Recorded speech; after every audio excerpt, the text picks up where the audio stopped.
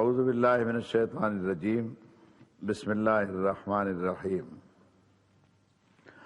وَلَقَدْ آتَيْنَا لُقْمَانَ الْحِكْمَةَ أَنِ اشْكُرْ لِلَّهِ وَمَنْ يَشْكُرْ فَإِنَّمَا يَشْكُرُ لِنَفْسِهِ وَمَنْ كَفَرَ فَإِنَّ اللَّهَ غَنِيٌّ حَمِيدٌ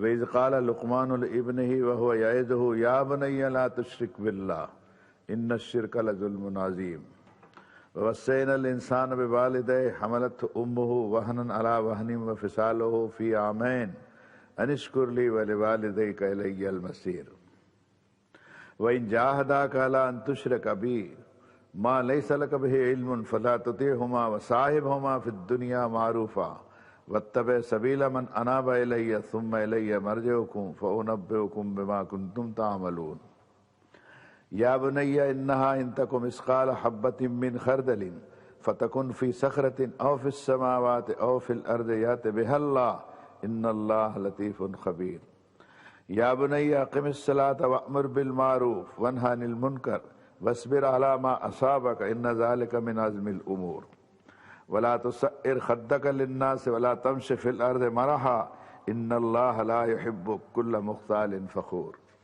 وَاقْصِدْ فِي مَشْيِكَ وَاغْضُضْ مِنْ صَوْتِكَ إِنَّ أَنكَرَ الْأَصْوَاتِ لَصَوْتُ الْحَمِيرِ آمنت بما انزل اللہ من کتاب صدق اللہ مولانا العظیم وصدق رسولہ النبی الکریم۔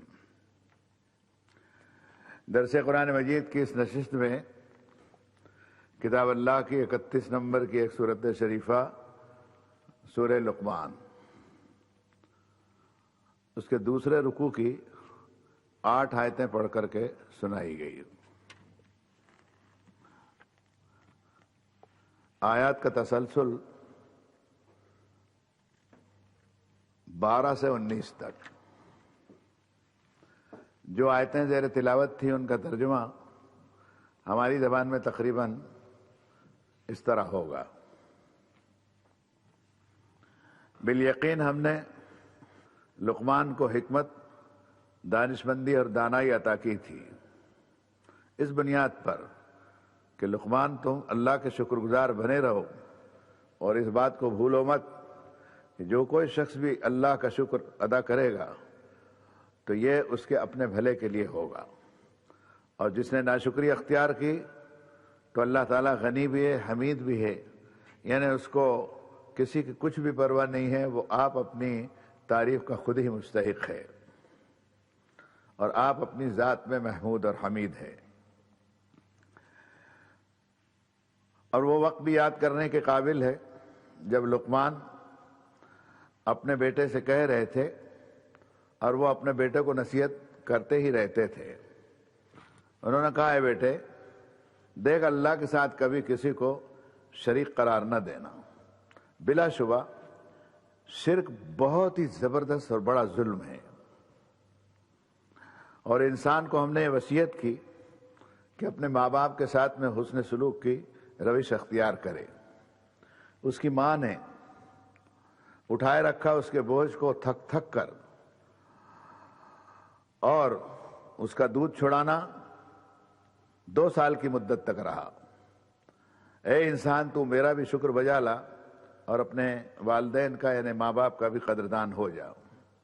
تم سب کو لوٹ کر میری ہی بارگاہ میں حاضری دینی ہے، اور اگر کبھی ماں باپ میں سے کوئی تم پر اس بات کی کوشش جاری کرے کہ تم میرے ساتھ کسی اور کو شریک قرار دو جس کا تمہیں کوئی علم ہو ہی نہیں سکتا، تو پھر ان کا کہنا نہ ماننا۔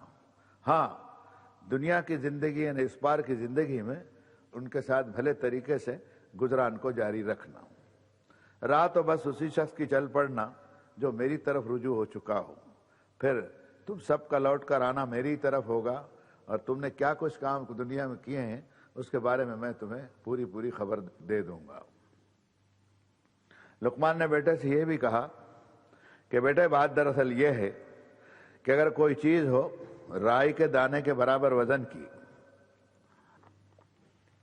اور وہ رائی کا دانہ کسی پتھر کے اندر چھپا ہوا ہو، اور وہ پتھر آسمانوں میں اور زمین میں کہیں گم ہو گیا ہو، تب بھی اللہ اس کو لا کر کے موجود اور حاضر کر دے گا۔ بے شک اللہ بڑا لطیف یعنی باریک بین ہے اور باخبر ہے۔ دیکھو بیٹے، نماز کو قائم رکھیو، بھلی بات کا حکم دیتے رہیو، برائی سے لوگوں کو منع کرتے رہیو، اور اس راہ میں تجھ پر جو مصیبت پڑے اس پر جی کو تھام لینا اور صبر کیے جانا۔ یقیناً یہ بڑے حوصلے کے کام ہیں۔ اور یہ بھی خیال رکھیو کہ لوگوں سے گال پھلا کر نہ چلیو اور زمین پر اترا کر اکڑ کر نہ چلیو۔ بلا شبہ اللہ تعالیٰ کسی ایسے شخص کو پسند نہیں فرماتا جو شیخی بگارنے والا اور فخر کرنے والا اور اترانے والا ہو۔ اپنی چال میں درمیانی روش اختیار کرو، اپنی آواز کو قدرے معتدل اور دھیمی کرو۔ بلا شبہ سب بری آوازوں میں کوئی سب سے زیادہ بری آواز ہے تو وہ گدھے کی آواز ہے۔ کتاب اللہ کے سے ایک رکوع کے 8 آیات پر مشتمل درس میں اللہ تعالیٰ نے اپنے ایک مقبول بندے لقمان کا تذکرہ کیا ہے۔ کہتے ہیں یہ دور داؤد اور سلیمان کے کوئی حکیم تھے، اس زمانے کے بڑے دانشمند تھے اور دانا تھے۔ بعض مفسرین نے یہ بھی کہا ہے کہ ہو سکتا ہے کہ وہ نبی بھی ہوں، کہ لقمان علیہ السلام کو یا حضرت لقمان رضی اللہ تعالیٰ عنہ کو اللہ تعالیٰ نے حکمت اور دانشمندی اور دانائی عطا فرمائی تھی۔ حکمت اور دانشمندی اللہ کی بڑی زبردست دین ہے، اس لیے قرآن مجید میں ایک جگہ فرمایا گیا کہ وَمَن یُؤْتَ الْحِکْمَةَ فَقَدْ أُوتِیَ خَیْرًا کَثِیرًا، جس کو دانشمندی اور دانائی عطا فرمائی گئی اس کو خیر کثیر مل گیا۔ یہ کتاب جو حضرت محمد صلی اللہ علیہ وسلم پر نازل فرمائی گئی، اس کے بارے میں خوب فرمایا رب تعالیٰ نے کہ یتلو علیہم آیاتہ ویزکیہم ویعلمہم الکتاب والحکمہ وإن کانوا من قبل لفی ضلال مبین۔ حضرت محمد رسول اللہ صلی اللہ علیہ وسلم کی بڑی زبردست یہ صفت ہے کہ مخلوق کو انہوں نے اللہ کی آیتیں پڑھ پڑھ کر سنائی اور ان کا تزکیہ کیا ہے، گناہوں سے ان کو پاک کیا اور ان کو دانشمندی اور دانائی سکھلائے۔ عقل مومن کی گمشدہ چیز ہے، دانائی بھی مومن کی گمشدہ چیز ہے۔ حدیث شریف میں فرمایا جہاں مل جائے مومن کا پورا ادھیکار ہے کہ اس کو فوری طور پر اپنے قبضے میں لے۔ پھر یہ فرمایا کہ انشکر للہ، تم اللہ کا شکر ادا کرو۔ شکور ہونا رب تعالیٰ کی بھی صفت ہے اور بندوں کا شکور ہونا بھی اللہ تعالیٰ نے پسند فرمایا کہ اللہ کے شکور ہونے کا مطلب یہ ہے کہ بندہ تھوڑی سی بندگی کرے اور بہت ہی تھوڑی سی بندگی اخلاص کے ساتھ کرے تو وہ اسے قبول فرما لے اور اس کو نجات کی راہ کے اوپر ڈال دے۔ یہ اس کا شکور ہونے کا بہت ہی بڑا منظر ہے جو عام طور پر انسانوں کے اوپر ہوتے رہتا ہے۔ اور بندے کے شکور ہونے کے معنی یہ ہے کہ اللہ نے جو جو نعمتیں بے شمار اس کو عطا فرمائی ہے وہ اس کا شکر بجا لا۔ ایک جگہ تو رب تعالیٰ کو بھی شکایت ہے کہ اے ملو آل داؤد الشکرا وقلیل من عبادی الشکور، اے داؤد کے فیملی کے لوگوں اللہ کا شکر ادا کرو اور میرے بندوں میں شکر گزار لوگوں کی تعداد بہت ہی کم ہوتی ہے۔ شکر کے معنی یہ نہیں ہے کہ جو ہم رواج میں شکریہ شکریہ کہتے ہیں، یہ ہو بھی سکتا ہے اپنی جگہ، لیکن اصل شکر یہ ہے کہ منعم حقیقی یعنی نعمت دینے والے رب العالمین کی حمد و ثنا بیان کرے کہ اللہ ہم اس لائق نہیں تھے لیکن تو نے جو یہ نعمت عطا فرمائی اس پر ہم تیرا شکر ادا کرتے ہیں۔ اور شکر کے معنی قدردانی کی بھی ہے کہ ہم گو مستحق نہیں تھے۔ الحمدللہ الذی ہدانا لہذا وما كنا لنہتدی لولا ان ہدانا اللہ، ساری تعریف اس اللہ کے لیے ہے جس نے ہدایت کی یہ راہ سجائی، اگر وہ نہ سجھاتا تو ہم تو ڈھونڈ ہی نہیں سکتے تھے اور پا نہیں سکتے تھے۔ تو فرمایا کہ جو شکر ادا کرے گا فإنما یشکر لنفسہ، اس کے اپنے آپ کے لیے بھلے کی بات ہے۔ یہ کسی کے شکور ہونے پر اور نہ ہونے پر اللہ کا نہ کوئی نفع ہے اور نہ کوئی نقصان ہے، وہ آپ اپنی ذات میں محمود ہے۔ کوئی اس کو مانے تو کیا، نہ مانے تو کیا، کوئی اس کے انعامات کا شکر ادا کرے تو کیا اور نہ کرے تو کیا، وہ حلیم ہے، بردبار ہے، برداشت کرنے والا ہے۔ لیکن نا شکر بندے جو ہے وہ خدا کے یہاں پکڑے جائیں گے، اس میں دو رائے نہیں ہو سکتی۔ دوسری آیت میں فرمایا کہ جب لقمان نے کہا اپنے بیٹے سے، بیٹا بھی اللہ تعالیٰ کی نعمت ہے، انبیاء اور مرسلین اور خدا کے صالح انسانوں نے اللہ سے بیٹے مانگے۔ بعض مقامات پر رب تعالیٰ نے قرآن مجید میں ارشاد فرمایا کہ ذریتم بعضهم من بعض، یہ ایک دوسرے کی اولاد ہے، کوئی کسی کا باپ ہے کوئی کسی کا بیٹا ہے۔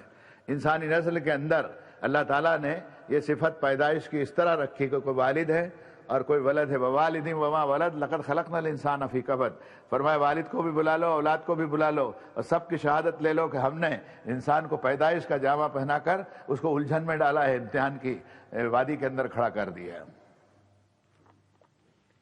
تو باپ بیٹے کو نصیحت کرتا ہے، بیٹے بھی باپ کو کبھی نصیحت کرتے ہیں، جیسے سیدنا ابراہیم علیہ السلام نے اپنے والد کو نصیحت کی۔ وَهُوَ يَعِظُهُ، وہ نصیحت کرتے رہتے تھے۔ باپ کا یہ کام ہے کہ بیٹے کو بتاتا رہے کہ تجھے یہ کرنا ہے، یہ کرنا ہے اور یہ نہ کرنا ہے۔ باپ کے ساتھ بیٹے کی ایک تصویر قرآن مجید میں اس طرح بھی ملتی ہے کہ سیدنا اسماعیل علیہ السلام فلما بلغ معه السعی، کہ جب اس حال میں پہنچے کہ ابراہیم علیہ السلام کے ساتھ چلنے لگ گئے تھے۔ میں اس سے استرشاد لیتا ہوں کہ بچہ اگر اس قابل ہو جائے کہ باپ کی انگلی پکڑ کے چل سکے تو باپ کا ایک کام ہے کہ مجلس میں اور اہم مقامات پر اس کو ساتھ ساتھ لے جاوے تو اس کی تربیت بھی ہو اور دنیا دیکھنے کا ایک ذریعہ اور سلیقہ بھی اس میں آ جاوے۔ تو لقمان اپنے بیٹے کو نصیحت کرتے رہتے تھے۔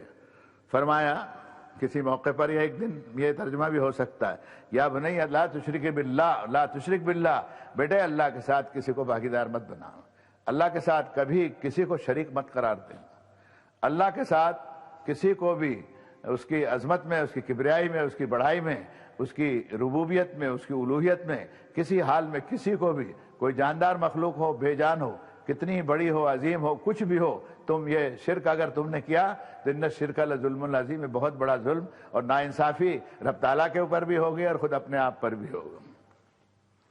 پیغمبروں نے اپنی دعوت کے اندر اس کو بنیاد بنایا کہ کسی طرح بھی پوری محنت کر کے امتوں کے اندر سے شرک کو نکال دیا جائے، کھرچ کر کے، اور کسی طرح امت میں شرک باقی نہ رہے، اس کی انہوں نے بھرپور کوشش کی۔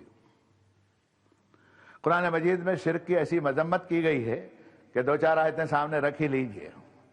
فرمایا ان الشرک لظلم عظیم، فرمایا وَلَوْ أَشْرَكُوا لَحَبِطَ عَنْهُمْ مَا كَانُوا يَعْمَلُونَ۔ 18 پیغمبروں کا ذکر سورہ انعام میں ایک پورے رکوع کے اندر فرمایا، اور فرمایا اس میں سے کوئی ایک بھی ہمارے ساتھ کسی کو شریک قرار دیتا تو ہم ان کے سارے اعمال کو غارت کر دیں۔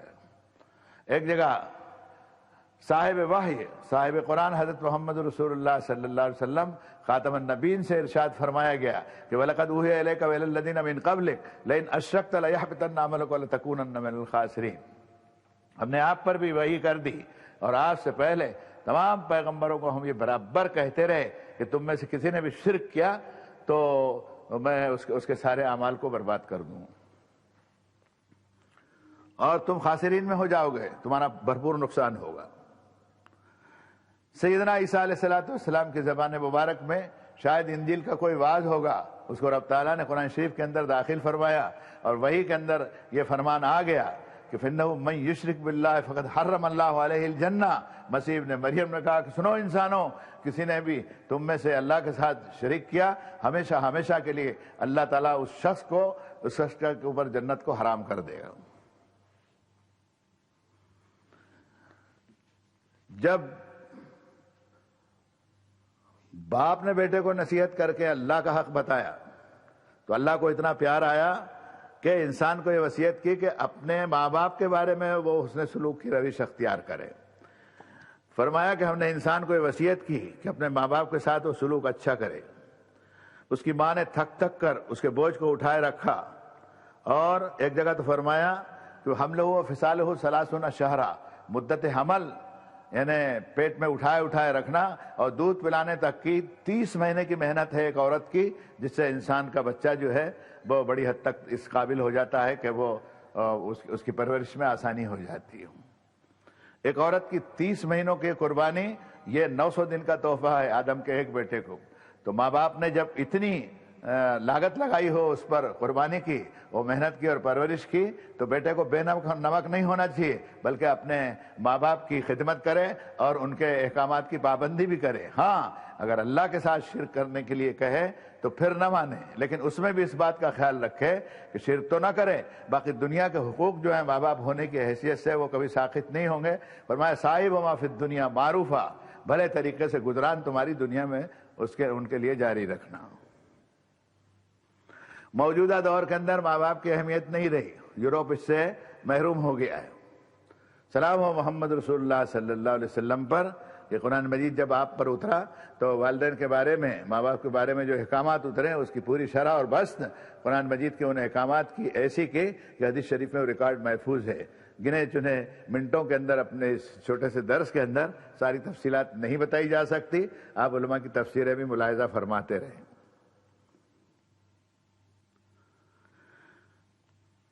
وَاتَّبِعْ سَبِيلَ مَنْ أَنَابَ إِلَيَّ، ماں باپ اچھے ہوں تو اس کی پیروی کے سبحان اللہ ثم سبحان اللہ، لیکن ماں باپ اگر ٹھیک نہ ہوں، مشرک ہوں، تو پھر ان کی پیروی نہ کرے، پیروی اس شخص کی اختیار کرے اور اس کا راستہ پکڑ لے ہوئے جو اللہ کی طرف رجوع ہو۔ ثم الیہ مرجعکم فانبئکم بما کنتم تعملون، انسانوں اس بات کو پورے طور پر یاد رکھنا کہ تم سب کو لوٹ کر میری ہی طرف آنا ہے۔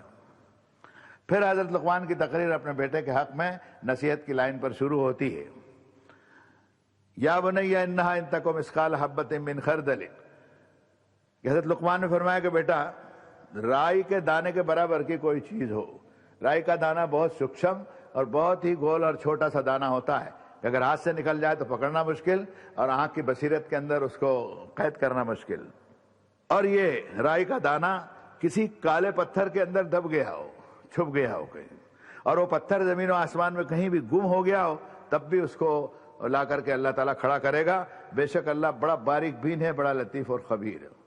یعلم خائنۃ الاعین، آنکھ کی چوری کو بھی وہ جانتا ہے۔ زمین اور سمندر کی اندھیاریوں کے اندر کیا کچھ ہو رہا ہے یہ فقط اس کے علم ہے، اوپر بھی اور نیچے بھی۔ پھر لقمان اپنے بیٹے سے کہتے ہیں کہ یا بنی اقم الصلاۃ، بیٹا نماز کو قائم رکھ۔ زمانہ ہزاروں ہزار سال کا ہو، دور آدم ہو، نوح ہو، داؤد و سلیمان علیہ السلام کا دور ہو، موسیٰ اور ہارون کا دور ہو، اور جو بھی دور دنیا میں آئے ہوں، رب تعالیٰ کی طرف سے انسانوں کو موقع ملا ہو سدھار کا، اور انبیاء اور مرسلین کی بعثت ہوئی ہو، کوئی زمانہ ایسا نہیں ہے جب ایمان والوں کے اوپر نماز کی فرضیت نہ ہو۔ یہاں بھی ہزاروں سال پہلے کے لقمان حکیم اپنے بیٹے سے کہہ رہے ہیں کہ بیٹا نماز کو قائم رکھیے۔ ہمیں بھی حدیث شریف میں تلقین کی ہے کہ بچہ چلنے پھرنے لگے وہیں سے اس کو نماز کا عادی بنایا جائے۔ نماز ایک ایسی چیز ہے کہ اس کی فرضیت سے کسی مومن کو انکار نہیں ہو سکتا۔ نماز کی فرضیت ایسی چیز ہے بھائیوں کہ اس سے کسی نے غفلت برتی اور چھوڑ دیا اس کو تو ترک صلاۃ پر میں آپ کو صاف کہتا ہوں کہ بخشش کا کوئی موقع نہیں رہے گا۔ سنیے قرآن مجید کی اس آیت کو، ما سلککم فی سقر، بھڑکتی آگ میں تم کیسے آگے؟ قالوا لم نک من المصلین، ان کا جواب ہوگا ہم نماز نہیں پڑھتے۔ اب کچھ کہنا ہے؟ نماز کے بارے میں جس کسی نے بھی الٹی پٹی پڑھائی ہے وہ شیطان کا ایجنٹ ہے۔ سن لو اچھی طرح سے، نماز چاہے مختصر ہو، وقت پر ہو، فوری طور پر ہو، جتنا جلدی ہو سکے آدمی اس کو جماعت سے پڑھے، جماعت نہ ملے تو کہیں بھی گھر میں یا باہر اور دکان میں آج کے دور میں پڑھ لے ہوئے۔ نماز کے بارے میں ایک خلاصہ کر دینا چاہوں گا کہ نماز صلاۃ المکتوبہ ہے، اس کا سائز چھوٹا ہے۔ پھر اور فضیلت والی نمازوں کے اندر سنت مستحبات ہیں، نفل وغیرہ ہیں، یہ پڑھیں تو اور اچھا ہے، لیکن مستحب سنتیں اور نفل نہ پڑھے تو پکڑ اس پر نہیں ہوگی۔ جملہ نمازیں ہیں 5 وقت کی، جس کو رسول اللہ صلی اللہ علیہ وسلم نے فرمایا صلاۃ المکتوبہ کو پکڑے رکھو، اور آیات محکمات کو پکڑے رکھو، قرآن مجید کو پکڑے رکھو جس میں حکم بتانے والی آیتیں جگہ جگہ دکھیں گی، اس کو دھری بنا لو اپنے علم کی اور دانتوں سے پکڑ لو ان چیزوں۔ تو فرمایا کہ صلاۃ المکتوبہ اور آیات محکمات، یہ 2 چیزیں ہمارے سامنے ہیں اس وقت۔ تو عرض یہ کر رہا تھا کہ فجر کی نماز 2 سنت 2 فرض،